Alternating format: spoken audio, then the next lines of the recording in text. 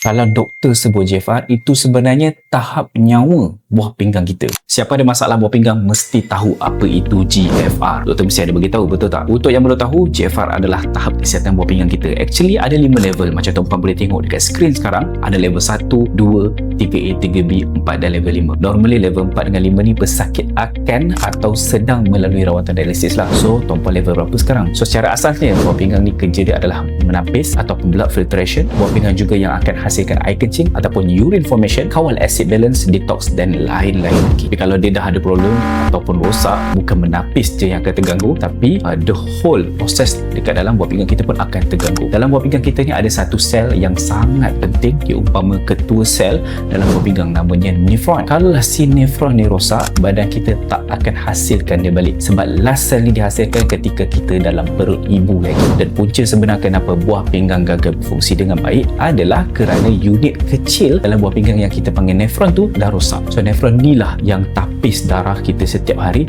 lebih 1 juta unit dalam setiap buah pinggang. Bila sel nefron ni pun rosak ataupun dah terganggu, maka buah pinggang kita pun hilanglah keupayaan untuk beroperasi. Itulah sebabnya kita nampak kesan bila dah teruk nanti. So actually macam mana kita nak rawat nefron ni? Adakah rawatan yang sesuai? Bapa boleh cuba amalkan nefrosin keluaran daripada Furamed ni. Sebab apa? Dalam nefrosin ni ada bahan aktif yang bantu meningkatkan kesihatan buah pinggang kita dan kesihatan nefron. Dosis nefrosin Furamed ni ada 500 mg dan tuan-puan boleh amalkan dengan ambil 2 pagi dan 1 waktu malam. Anda kata tuan-puan ada amalkan ubatan daripada hospital, kita minta jarakan sekurang-kurangnya 1 jam baru ambil nefrosin ni dalam tempoh 90 hari. Kalau tak ada kesan walaupun perubahan kecil, jangan risau, HQ Furamed ada sediakan money back guarantee. Mengikut kajian dan pakar perubatan, nefrosin ni perlu diambil sekurang-kurangnya dalam tempoh 90 hari. So set yang paling sesuai untuk permulaan, tuan-puan boleh ambil set 4 percuma 1. Macam mana nak dapatkan? Boleh tekan saja butang yang saya sediakan di bawah.